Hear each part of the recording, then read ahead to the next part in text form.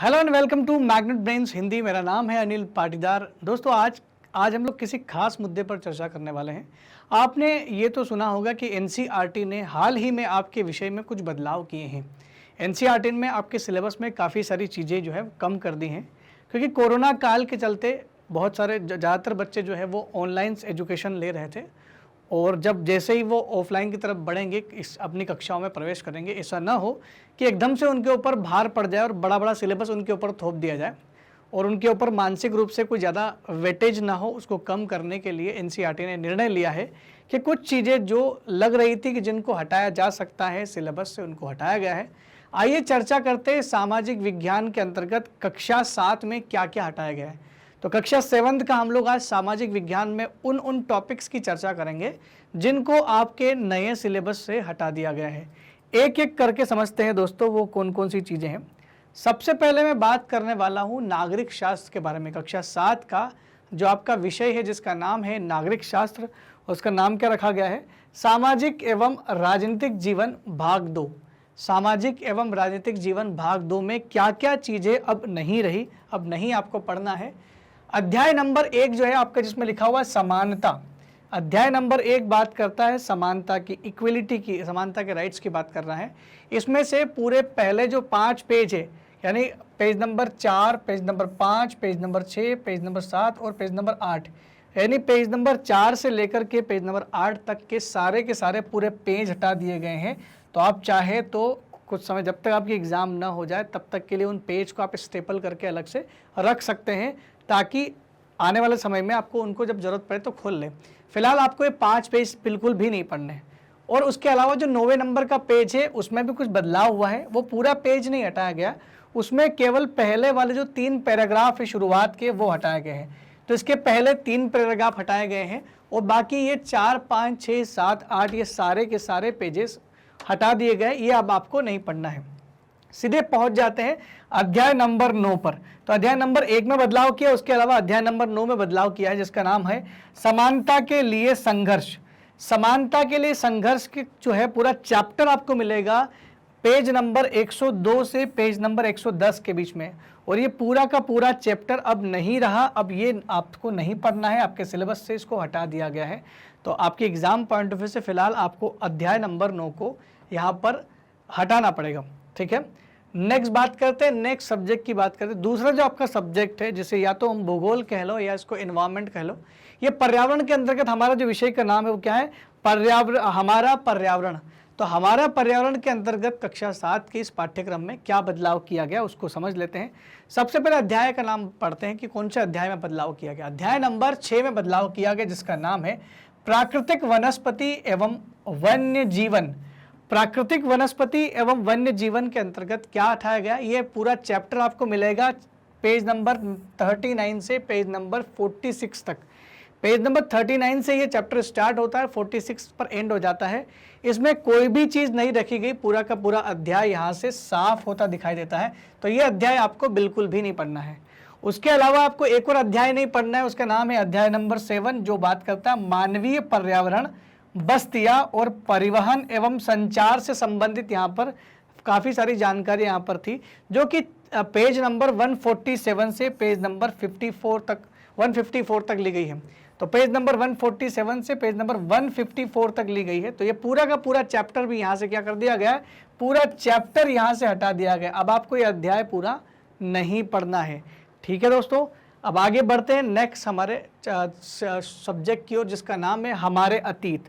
ये इतिहास में काफ़ी ज़्यादा बदलाव हुए हैं, इतिहास को समझना पड़ेगा। इसको ध्यान से समझ के आराम से वीडियो पॉज करके अपनी जो नोट, आपकी जो पाठ्यक्रम पुस्तक है उसमें आराम से इसको इरेज कर लीजिएगा। इरेज करना मतलब नोट कर लीजिएगा, ये हटाया गया है।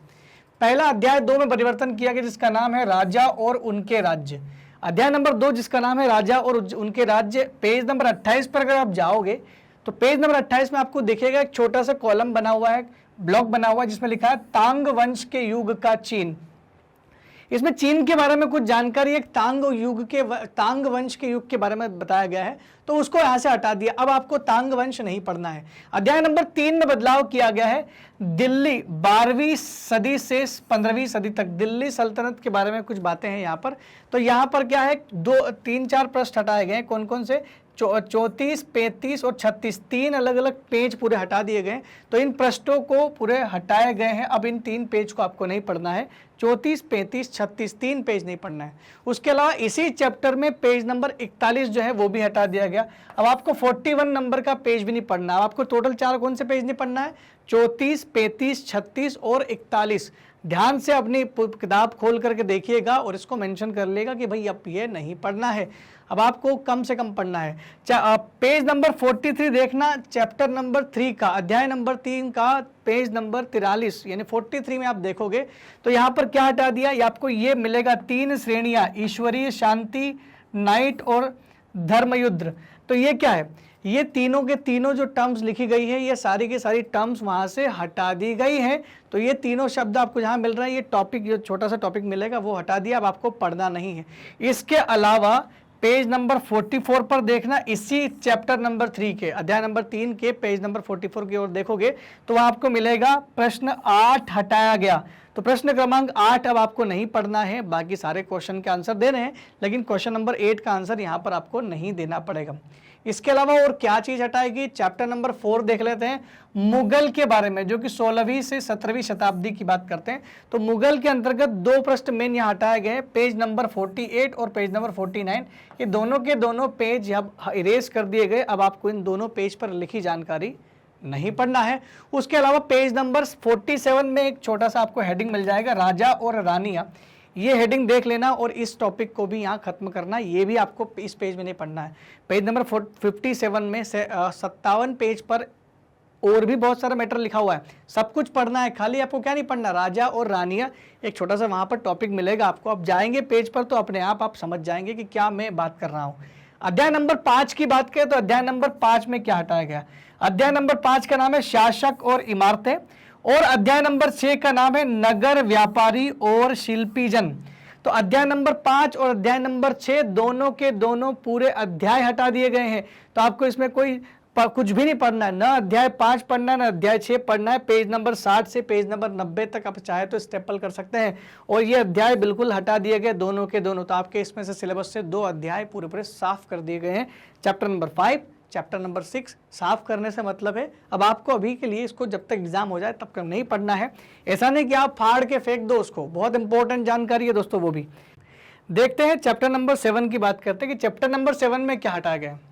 अध्याय नंबर 7 की बात करते हैं जिसका नाम है जनजातियां, खाना बदोश और एक जगह बसे हुए समुदाय।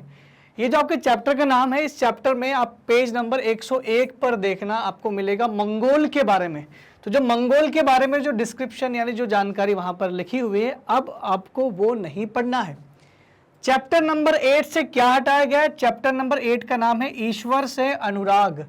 ईश्वर से अनुराग ये धर्म से संबंधित बात थी, और पेज नंबर 119 पर यूएसए से रिलेटेड एक व्यक्ति के बारे में यहाँ पर बात हुई थी जिसका नाम है मार्टिन लूथर और धर्म सुधार आंदोलन।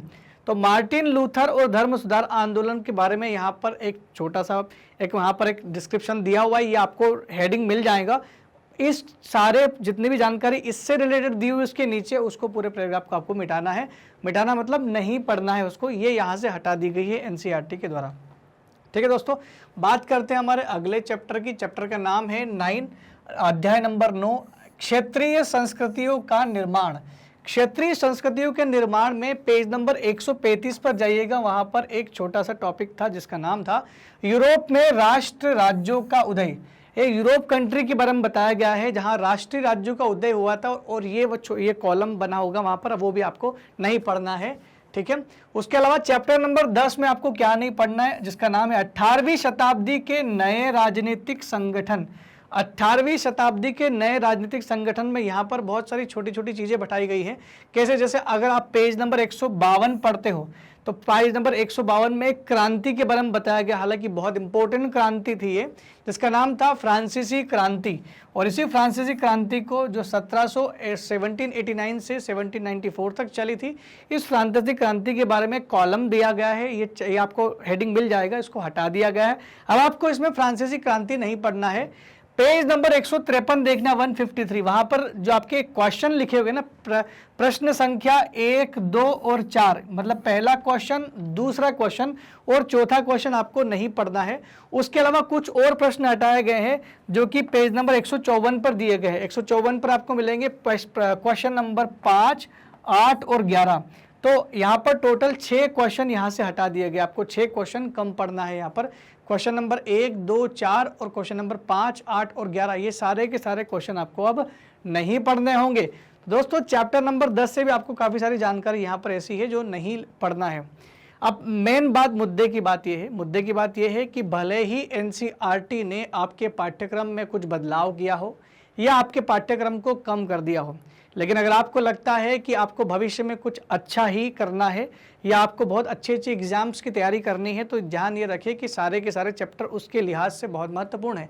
इसलिए इस एग्ज़ाम में जो आप दे रहे हो, स्कूल के एग्ज़ाम में, भले ही आप इस चैप्टर को ना पढ़ रहे हो, लेकिन भविष्य के लिए ज़रूर ये जानकारी इकट्ठा करके रखें। और भविष्य में आपको बहुत सारी एग्जाम्स देनी है जिनके नाम यहाँ पर मेंशन्ड है, जैसे फॉर एग्जांपल IIT JEE आप देते हैं, बहुत सारे लोग पॉपुलरली जानते ही होंगे। ओलंपियाड होता है, NTSC, UPSC, SSC, रेलवे, अलग अलग स्टेट्स की बहुत सारी एग्जाम्स होती हैं, ये आप अक्सर देते ही हैं। तो उस लिहाज से ये बहुत इंपॉर्टेंट है। भले ही NCERT ने इसको कम कर दिया हो, लेकिन आप अपने कैलिबर को कम मत समझना, आप अपने आप को ज़्यादा ही समझना। ये रखा गया है, NCERT ने अपना पॉइंट ऑफ व्यू रखा होगा, लेकिन आपको जरूर पढ़ना है। दोस्तों मैग्नेट ब्रेन्स एक ऐसा प्लेटफॉर्म है जहां पर आपको सारी की सारी वीडियो फैसिलिटीज़ बिल्कुल फ्री ऑफ कॉस्ट दी जाती हैं, और आशा करता हूं कि आपको हमारे वीडियो काफ़ी पसंद भी आ रहे होंगे। दोस्तों मैग्नेट ब्रेन्स आप लोगों के लिए लेकर के आया है कक्षा 6 से कक्षा 12वीं तक के विद्यार्थियों के लिए बिल्कुल 100% निःशुल्क शिक्षा, जो कि ऑनलाइन प्लेटफॉर्म पर आपको हिंदी और अंग्रेजी दोनों माध्यम में दी जा रही है। अगर आपको हमारे वीडियो बहुत अच्छे लग रहे हैं तो कमेंट सेक्शन में लिख करके अपने अनुभव जरूर शेयर करें, और साथ ही साथ हमारे वीडियो और हमारे चैनल को लाइक, शेयर और सब्सक्राइब करना बिल्कुल भी ना भूलें। तब तक के लिए दोस्तों धन्यवाद, थैंक यू वेरी मच।